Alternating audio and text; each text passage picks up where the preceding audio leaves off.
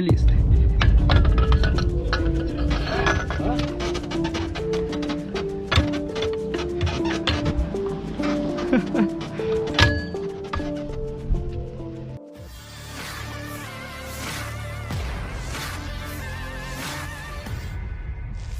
Pasukan Rusia yang baru-baru saja mendapat bantuan drone dari Iran membuat angkatan bersenjata Ukraina khawatir.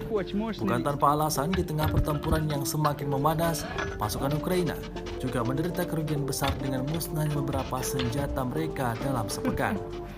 Tetap optimis, angkatan bersenjata Ukraina baru-baru ini diketahui memasangi rudal mematikan pada truk pick-up SPG-9 miliknya.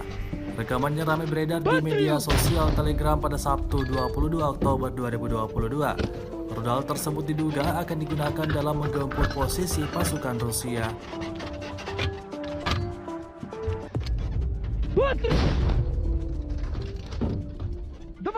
Terima kasih sudah nonton. Jangan lupa like, subscribe, dan share ya.